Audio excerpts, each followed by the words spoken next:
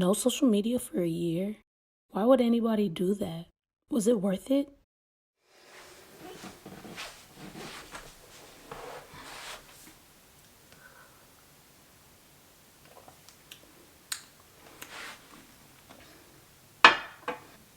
Yes. Yes, thank you. Stop. Stop. Why, hello there. My name's Lotte. Welcome back to my channel. And if you're new to my channel, welcome. Thank you for being here. A year without social media. That might sound crazy. That might sound undoable. That might sound ridiculous. That might sound unnecessary. That might sound lonely. That might sound scary. It might sound like a lot of things to a lot of people, depending on who you ask. But to me, it sounded like a challenge I wanted to take on. And did I take it on? Why, yes, I did. And did I succeed? I'd like to believe that I did. Throughout the year, I've had a lot of people ask me things like, why did you do it? What was the purpose? What did you gain? I've realized that some people are genuinely interested in it because they want to try it themselves, or they're just intrigued to see why somebody would do that. And I'm just here to let you know what I gained, what I lost, and everything in between. So buckle your shoestrings. That doesn't mean anything at all. So buckle your seatbelts and tie your shoestrings, and let's get this show on the road. There are actually 6 key questions that I'm going to be addressing. Why did I do it? How did I do it? What did I do to fill the time? Did it affect my social life? What did I gain from it? And would I do it again? Whew. Let's start with the first question. Why did I do it? Honestly, I was just really too focused on other people and what was going on in other people's lives. And then I was also too focused on other people's opinion, such as like, I only believed I looked good based on how many likes I'd get, or if people didn't say I was succeeding, I felt like I was just this huge failure. And I just felt like, I felt like I wasn't doing enough in life to be seen, to be put on this platform. Really, the main reason I did it is because I wanted to grow closer to God. So those right there are my main reasons. Too focused on others, not focused on myself enough, too much comparison, wanted to grow closer to God. Second question, how did you do it? Now, honestly, I'm a woman of extremes. Like, if I want to do something, I kind of just do it. If I crash and burn, I crash and burn, but I go head first. I dive right into that thing, yin yang in that thing. So I just cut off social media cold turkey. I woke up one morning and I was like, yeah, I think I'm gonna do this today. So I went on all my social platforms and I was like, hey y'all, I'm going unplugged. If you need me, text me. That's really the only way you can reach me, or, you know, send a pigeon with a note tied to the foot, or you show up at my house, things like that. But you can't catch me on these platforms. And then I deleted the the pages immediately. It's kind of funny how quickly I did it, because I posted it, then I immediately logged out and deleted the social media. And people were texting me, they're like, Lotte, I didn't realize you meant like instantly.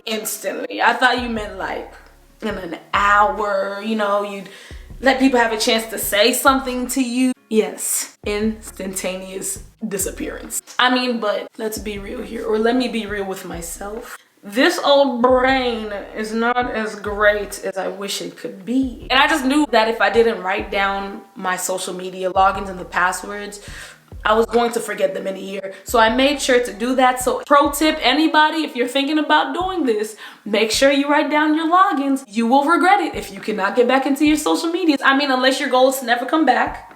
But if your goal is to come back, you will regret it. So just go ahead, write it down.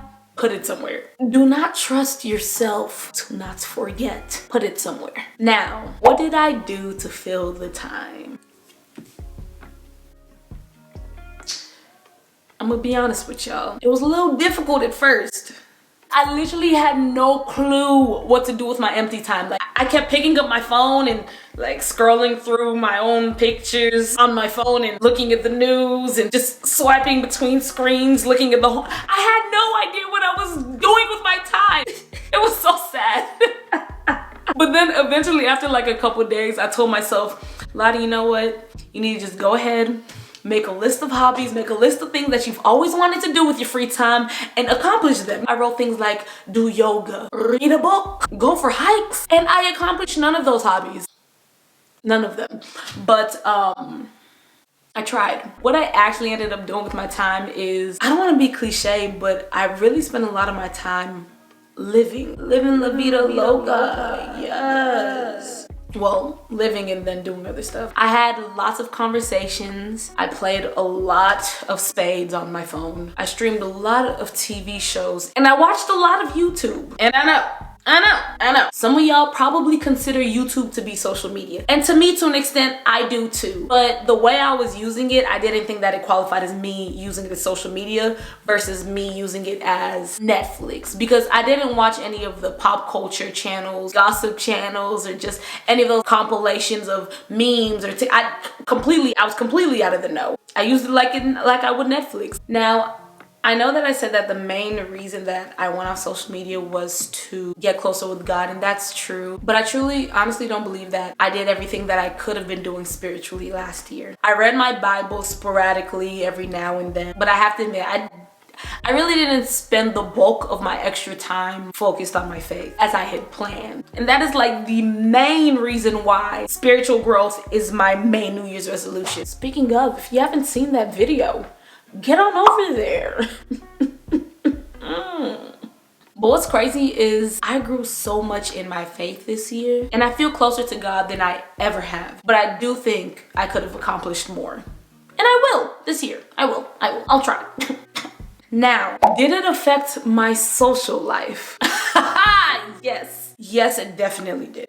But in a good way. Well, for one thing, I could go MIA and nobody would question me. I mean, not in a way where I could go missing for real and nobody would be concerned. I just mean, say there was a gathering. Y'all know y'all know good and well what I'm talking about. A social gathering that you don't really want to go to. I didn't need to make excuses or be like, well, if I don't go to this, I can't post on Snapchat that I'm here. I could just not be at places. I learned how to say no. Learned how to just not have to do things I didn't want to do. Beautiful. Ugh. Another thing with my social life is that I figured out the people who were truly in my corner, and like oil in water, those secondary outskirt friends separated, you feel me?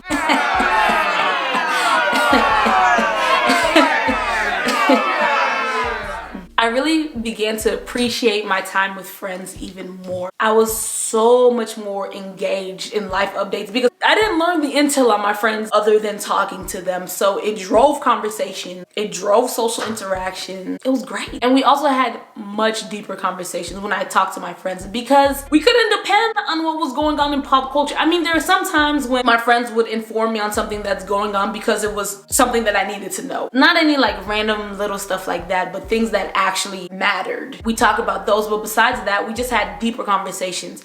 I learned more about how my friends think. I learned about their views on life. Wow, so many good things came from this experience.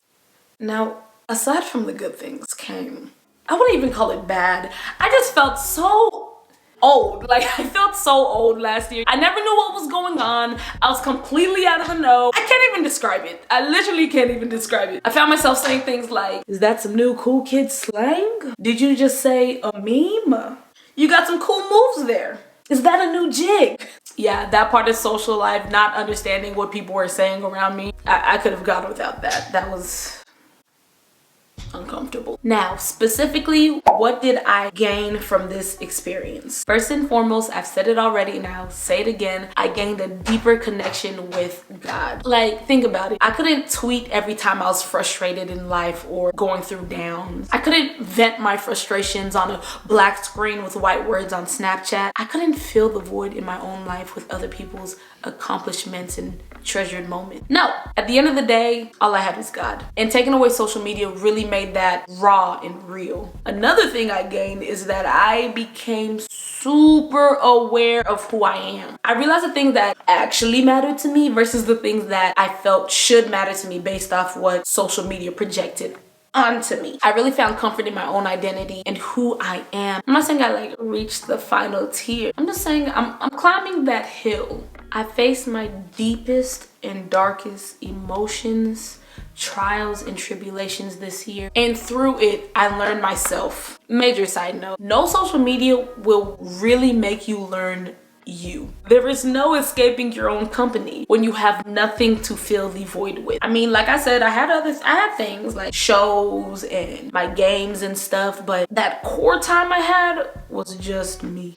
But there's beauty in that, you know? I learned that it is completely okay to not be okay. I'm not saying that if you're in that phase, you should stay there or you should just sit in it, but you shouldn't beat yourself up because you're there. It's normal. Feel your emotions. Let them run through you. Let them do as they do, but don't let them consume you. Another thing I gained is I strengthened my friendships and I refined my circle. I realized people who did not need to be in my life. I made amends with some old friends and we built our friendships back up. I went through so much this year and I had this core group of friends that rocked with me through it all. I will forever be grateful for them. Thank you, God, for sending me real ones. Whew. Now this one is crucial. I learned how to live outside of comparison. I feel like I just reached my final form.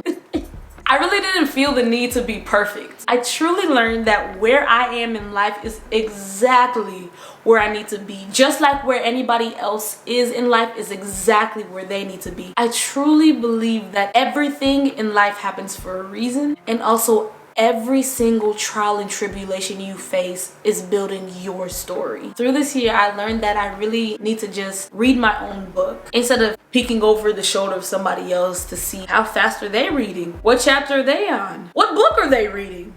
You know what I mean? Y'all, I feel like such a hotep. I don't know if that's good, but truly, comparison is the enemy of progress. Okay, I promise y'all. When you learn to live without comparing yourself to the next person, if you want to compare something, compare yourself to yourself. Compare yourself to where you want to be. Compare yourself to how far you've come. Compare yourself to yesterday. If you cried yourself to sleep last night, compare yourself and realize that you woke up the next morning. Okay? Stop spending so much time beating yourself up. Be proud of yourself and give yourself a pat on the back. Give yourself a pat on the back. You're doing great. Even if you're sad, you're doing great. Whew. Now that I'm done with that inspirational speech that nobody asked for, would I do it again? Maybe not for a year. But honestly, yes, I definitely would. I honestly highly suggest that everybody try it. And it doesn't have to be for a year. It could be for a day, it could be for a week, it could be for a month, it could be anything, it could be for any amount of time. I really hope that y'all experience what it's like to unplug, disconnect, find yourself, and then plug back in. Buddy, you will come back stronger than you were before. Once again, this whole video is just my personal experience. It's not a perfect roadmap. I'm not saying that it'd be the same for everybody. This is just me speaking on me. Honestly, and on reflection, I really think it's crazy how much power social media has in our times. It has such a large impact on our daily lives. So much so that a lot of the time you don't even notice it. You don't even realize how impactful it is. But when you disconnect and reflect, then you can grow and glow. The hotep came back. The hotep in me resurfaced and I am disgusted. Well, that's all I got. If y'all have any more questions, feel free to hit me up on social media or in person or any other way that you can find me. Like I said, I'm always willing to open my window to a pigeon with a note tied to the foot. Will not open my window to a human, so don't show up at my house. Okay, I'm sorry.